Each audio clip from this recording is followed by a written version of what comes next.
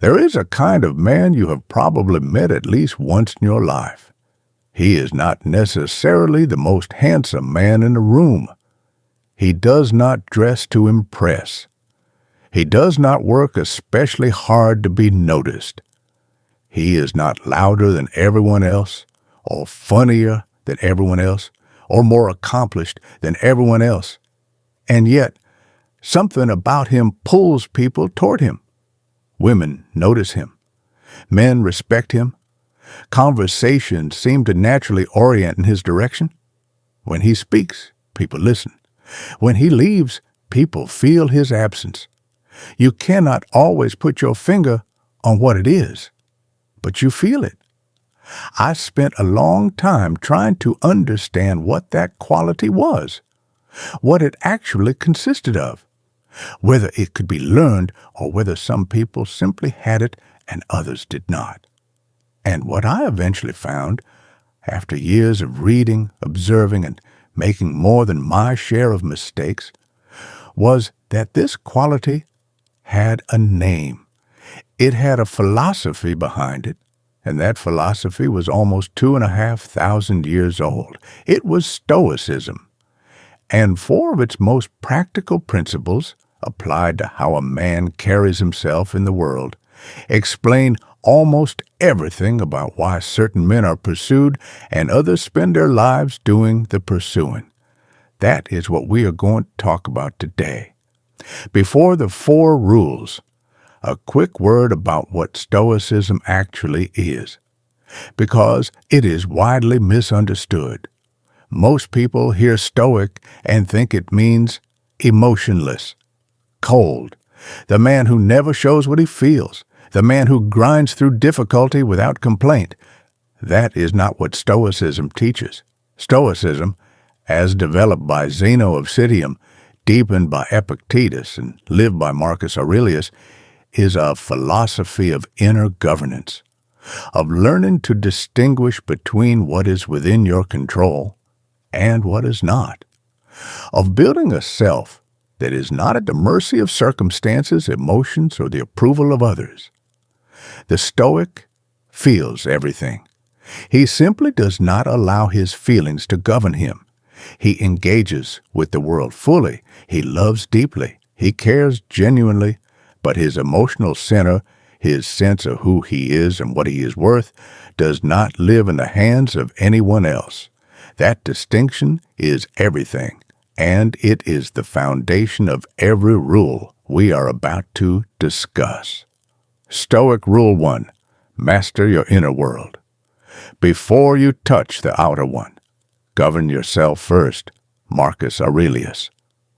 Marcus Aurelius was arguably the most powerful man in the world. He commanded the greatest empire of his era. He had resources, authority, and influence that most human beings could not imagine.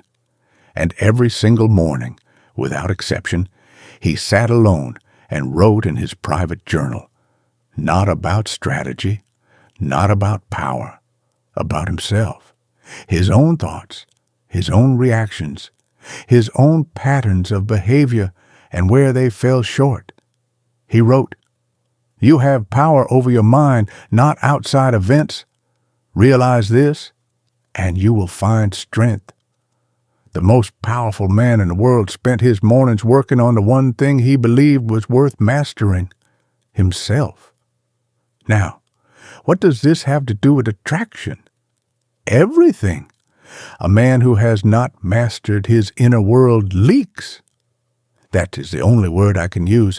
He leaks anxiety in the way he checks his phone too often when she does not reply. He leaks insecurity in the slight shift of his posture when she seems distant. He leaks need in the extra compliment he gives when she is cold, the overcompensation that announces itself even when he is trying to hide it. She does not need to analyze him. She does not need to consciously identify these signals. She simply feels them. The way you feel a slight draft in a room without looking for the open window. Contrast this with the man who has done the inner work, who knows his own mind, Who has met his own anxiety and learned to sit with it without acting on it? Who has developed genuine self-knowledge through honest reflection?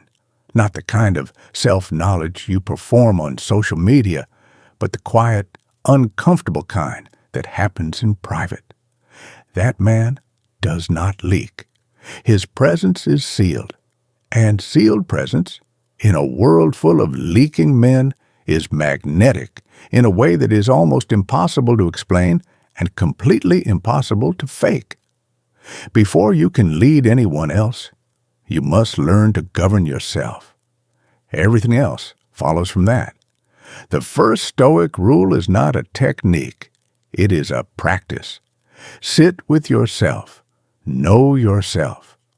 Work on yourself, not to be better for her, but to be more fully yourself. That difference in motivation makes all the difference in the world. Stoic Rule 2. Want less, value more, need nothing. Desire is a contract with disappointment. Epictetus.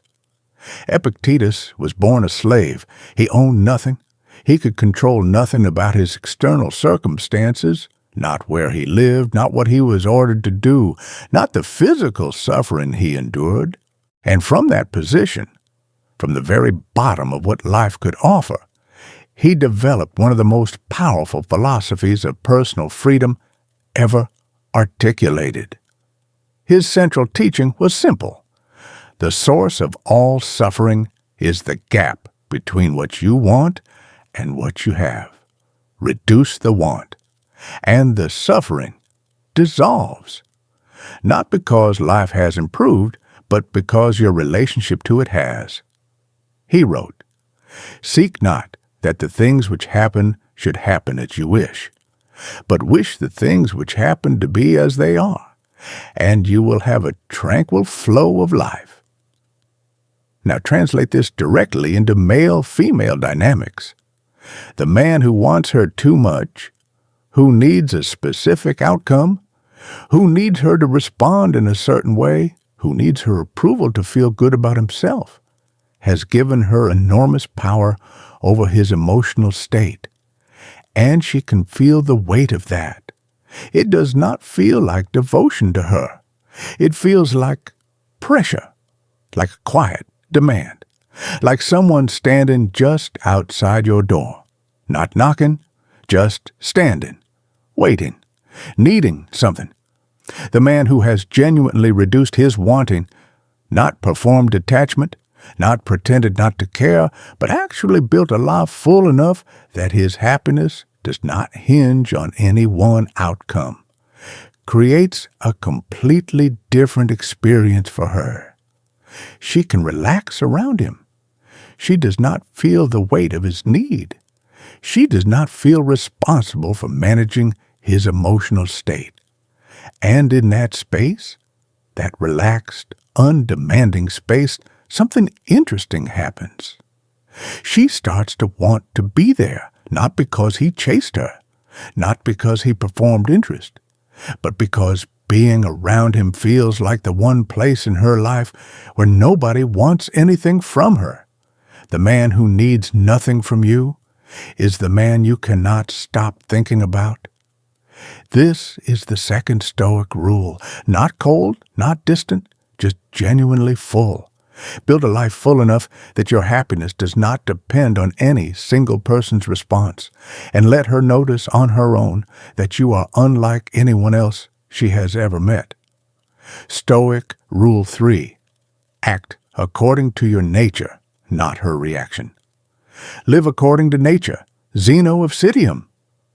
Zeno of Citium, the founder of Stoicism, taught that the highest form of living was to act in accordance with your own nature, to know what you value, what you believe, what kind of person you are at your core, and then live from that understanding consistently, without apology.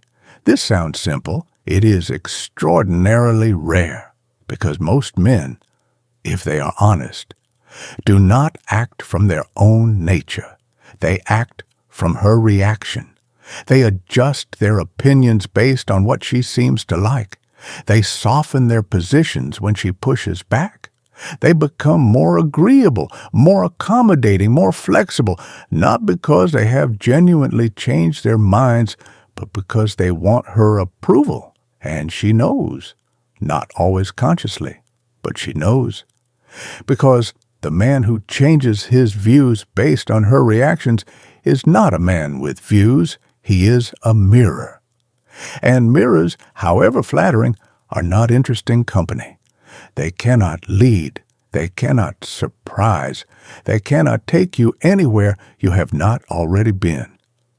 Zeno taught that character, genuine, consistent, lived character, is the only currency that never loses its value. Everything else fluctuates. Character compounds.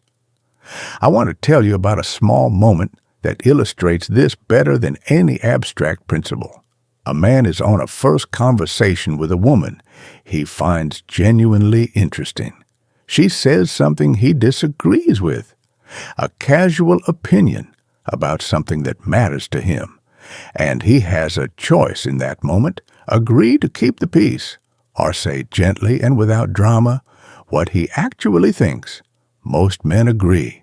They tell themselves it is not worth it, that it is too early to disagree, that they do not want to create conflict.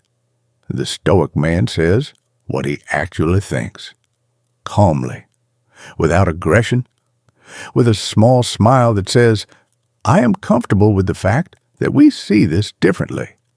And something happens in her at that moment, something she may not be able to name, but she registers it.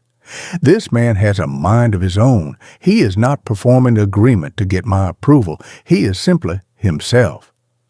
That is interesting. That is unusual. That is, without him doing anything dramatic at all, attractive.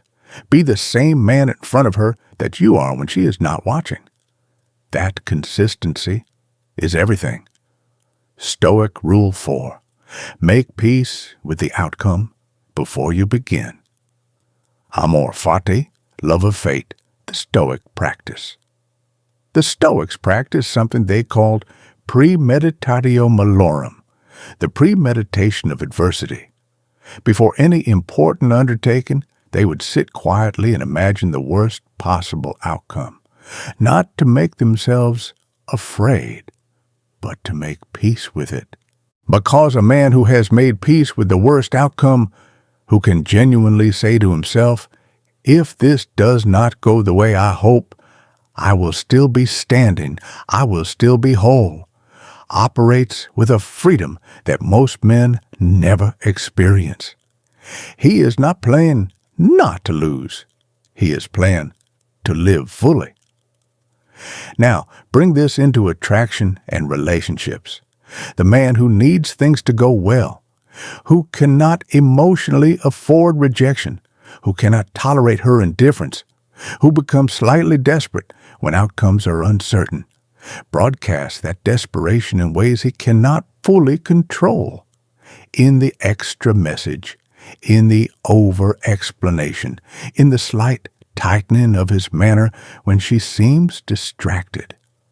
The man who has made peace with the outcome, who genuinely means it when he acts as though any response is acceptable, carries himself with a freedom and lightness that is immediately felt by everyone around him.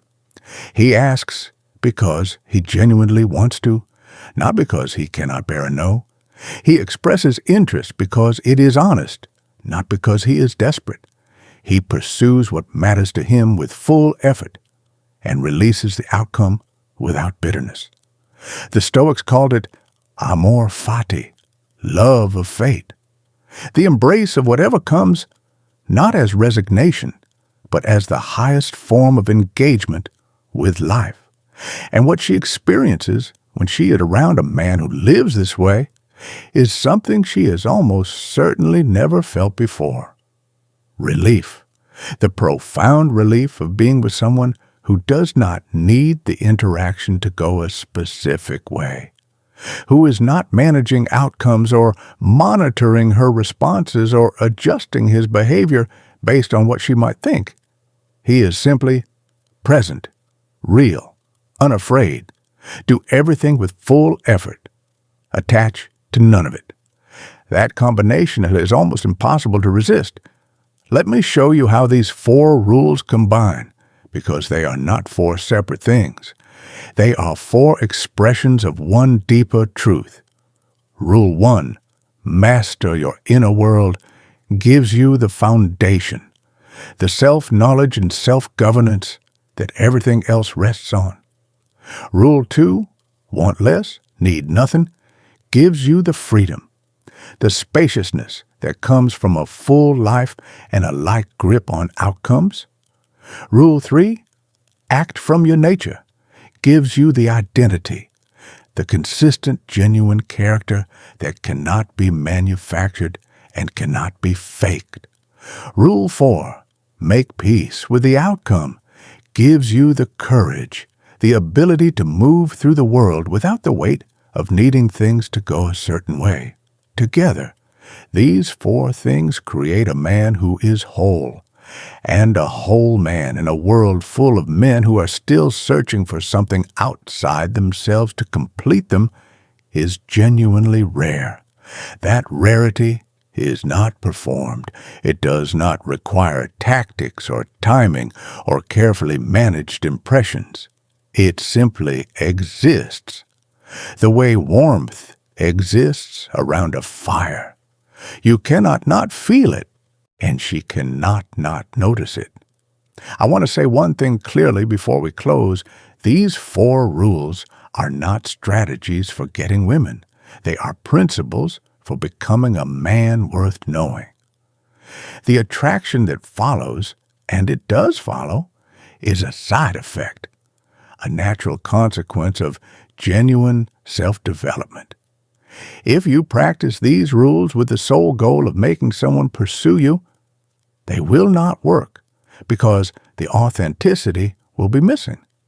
And she, like I said in the beginning, is extraordinarily good at reading what is underneath. Practice them because they are worth practicing. Because a life governed from the inside rather than the outside is simply a better life. Because self-knowledge is valuable on its own terms. Because genuine character, lived consistently, is one of the few things in this world that always compounds. The pursuit, if it comes, will be because you became someone genuinely worth pursuing. That is the only goal worth having. 4 Stoic rules, 2,500 years old, and more relevant today than they have perhaps ever been, because the world around us is louder, more distracted, and more full of men who have never been taught to look inward than at almost any other point in history. The quiet man who governs himself, the man who needs nothing from you, the man who acts from genuine character regardless of your reaction, the man who pursues with full effort and holds outcomes lightly.